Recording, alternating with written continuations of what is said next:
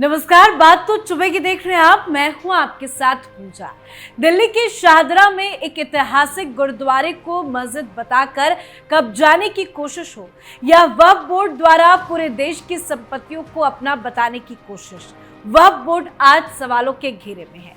Supreme court ने जब Delhi Waqf board की याचिका खारिज की और दो टूक कहा कि ये एक गुरुद्वारा है, कोई साधारण जमीन नहीं, तो एक बार फिर ये साफ हो गया कि वक्फ बोर्ड की दावेदारियां महज धार्मिक नहीं, राजनीतिक और सांप्रदायिक एजेंडे का हिस्सा बनती जा रही है। चलिए सबसे पहले समझते हैं कि ये पूरा मामला क्या है जो मैं बताना चाह रही हूँ। सुप्रीम कोर्ट ने वक्फ बोर्ड को बड़ा झटका देते हुए दिल्ली के शाहदरा इलाके के गुरुद्वारे को लेकर दायर दिल्ली वक्फ बोर्ड की याचिका को खारिज कर दिया है। इस याचिका में दावा किया गया था कि गुरुद्वारे वक्फ की प्रॉपर्टी है और गुरुद्वारा सिंह सभा से 10 लाख रुपए की वसूली की मांग भी की गई थी। देखा जाए तो शाहदरा गुरुद्वारे का मामला बेहद संवेदनशील है। सुप्रीम कोर्ट ने साफ कर दिया कि 1947 से वहां पूजा पाठ हो रहा है और वक्फ बोर्ड के पास ऐसा कोई दस्तावेज नहीं है जिससे ये साबित हो सके कि वहां पहले कभी मस्जिद थी। इसके बावजूद कोर्ट तक जाकर मस्जिद बताने की जिद आखिर क्या दर्शाती है? क्या ये महज एक कानूनी विवाद है या फिर धीरे धीरे एक धार्मिक संगठन का राजनीतिक औजार बनता जा रहा है वक्फ बोर्ड? वक्फ बोर्ड की असली जिम्मेदारी क्या है? मुस्लिम समाज की बेहतरी के लिए काम करना, जरूरतमंदों की मदद करना और वक्फ संपत्तियों का सही प्रबंधन। लेकिन हकीकत यह है कि आज वक्फ बोर्ड को लोग खुद प्रॉपर्टी हड़पने वाला समझने लगे हैं। कभी गुरुद्वारे को मस्जिद बताकर तो कभी बिना सूचना स्थानीय मुस्लिम समाज को दरकिनार कर सीधे कोर्ट में दावे ठोककर। अक्टूबर 2024 में all India United democratic front यानी कि AIUDF के प्रमुख बदरुद्दीन अजमल ने दावा किया कि दिल्ली में संसद भवन और उसके आसपास के क्षेत्र वक्फ संपत्ति है। उन्होंने ये भी कहा कि वसंत विहार, जो कई विदेशी दूतावासों का स्थान है, और दिल्ली हवाई अड्डा वक्फ भूमि पर स्थित है। इस बयान ने राजनीतिक विवाद को जन्म दिया और वक्फ बोर्ड की दावों को वैधता पर सवाल उठा दिए। उत्तर प्रदेश में वक्फ बोर्ड ने 57,792 सरकारी संपत्ति पर दावा किया, जिनमें से कई ग्राम सभा, राजस्व विभाग और अन्य सरकारी एजेंसियों के रिकॉर्ड में दर्ज है। शाहजहांपुर में 2,589 वक्फ संपत्तियों में से 2,371 सरकारी भूमि पर स्थित है और इसी तरह अयोध्या, रामपुर, जौनपुर और बरेली जैसे जिलों में भी हजारों संपत्तियों पर वक्फ बोर्ड का दावा है। भारतीय पुरातत्व सर्वेक्षण यानी ASI ने बताया कि 120 से अधिक संरक्षित स्मारकों पर विभिन्न राज्य वक्फ बोर्डों ने दावा किया है। इनमें से कई स्मारक 20वीं सदी की शुरुआत में संरक्षित घोषित किए गए थे, लेकिन वक्फ बोर्ड ने 21वीं सदी में उन्हें वक्फ संपत्ति घोषित किया। इससे प्रशासनिक जटिलताएं और कानूनी विवाद उत्पन्न हो गए हैं। इसके अलावा भी वक्फ बोर्ड ने कई अन्य विवादास्पद दावे किए, जिसमें तमिलनाडु के तिरुचिरापल्ली जिले के तिरुचेथुराई गांव भी शामिल है। सोचिए कि पूरे के पूरे गांव पर ही दावा ठोक दिया गया।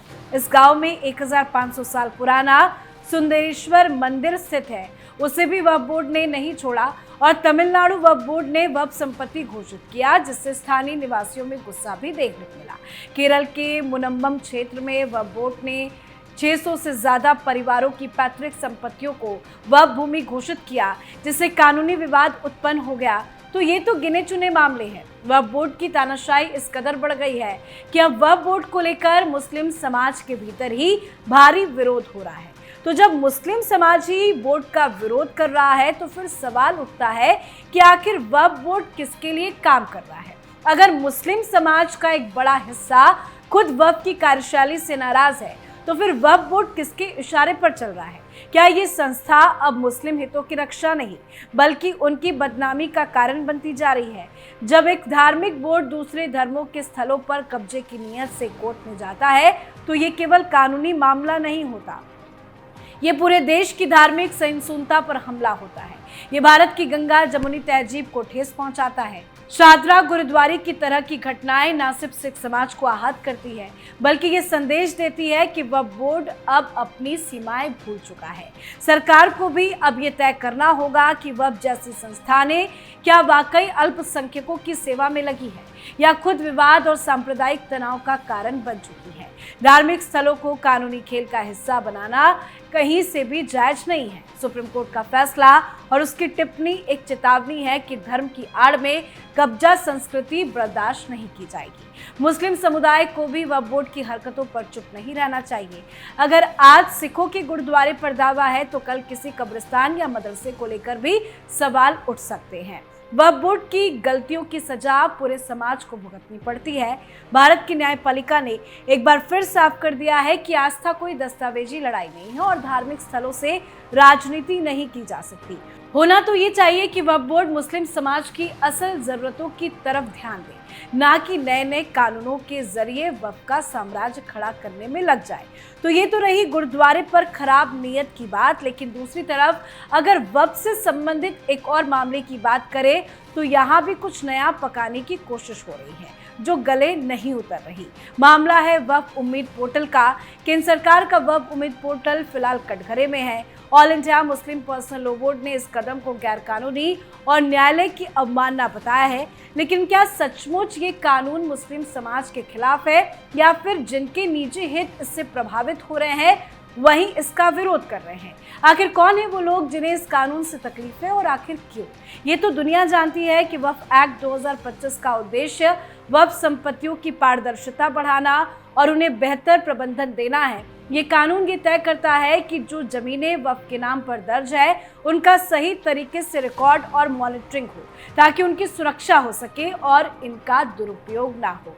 लेकिन जो लोग इस कानून का विरोध कर रहे हैं उनका आरोप है कि ये कानून संविधान के खिलाफ है और सुप्रीम कोर्ट में विचाराधीन है, इसीलिए इसे लागू करना न्यायालय की अवमानना है। पर सवाल ये भी है कि क्या ये विरोध वाकई में समुदाय के व्यापक हितों के लिए है या फिर उन चंद लोगों की परेशानी है जिनकी वक्फ प्रॉपर्टीज पर अब तक पकड़ रही है और जिन्हें अब जवाब देना पड़ेगा।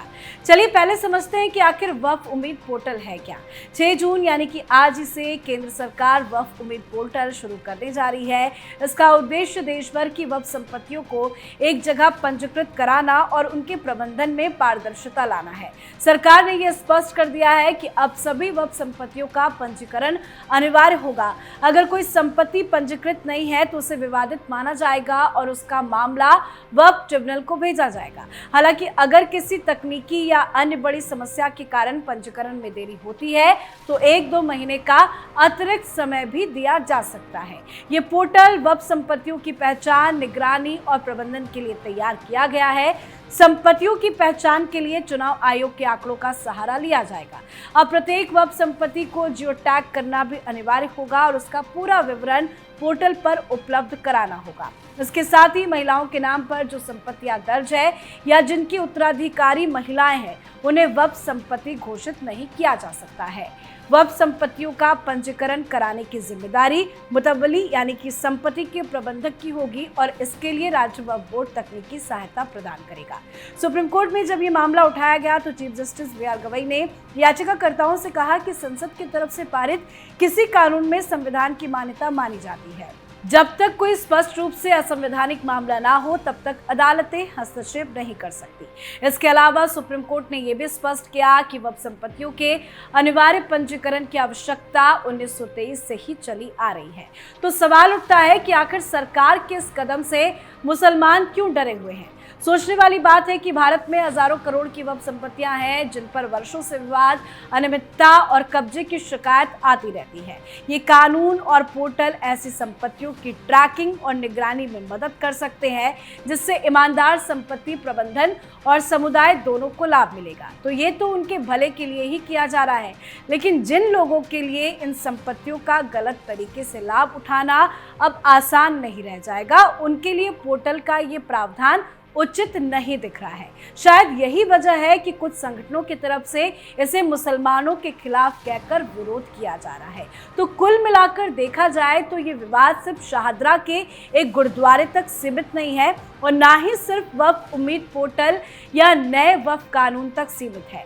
असल मुद्दा ये है कि वक्फ बोर्ड एक संवैधानिक संस्था होते हुए भी अपनी सीमाओं को लांघकर न सिर्फ दूसरे धर्मों की आस्था को चुनौती दे रहा है बल्कि मुसलमानों के भीतर सुधार के हर प्रयास का विरोध भी कर रहा है।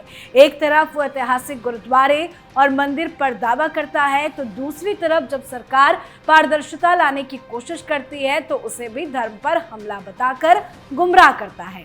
तो अब समय आ गया है कि वक्फ बोर्ड को उसकी असली भूमिका याद दिलाई जाए। धार्मिक संपत्तियों की सेवा और संरक्षण, ना कि कब्जे और टकराव की राजनीति। और अगर मुसलमानों का भला सच में किसी को करना है तो उसे पारदर्शिता, जवाबदेही और कानून का स्वागत करना होगा, ना कि अपने हितों के लिए हर बदलाव का विरोध। धर्म और किसी खास समुदाय के हितों की रक्षा विरोध से नहीं, आत्मचिंतन और सुधार से होती है। तो अलग अलग जगह पे लगातार कार्रवाई चल रही है और हर किसी को सुप्रीम कोर्ट से झटका भी लग रहा है। तो वहीं आज से उम्मीद पोर्टल लॉन्च हो रहा है, जो कि एक और बड़ा झटका मुसलमानों के लिए है। तो आपकी क्या कुछ राय है, कमेंट करके लिखिएगा। देखते रहिए कैपिटल टीवी। नमस्कार।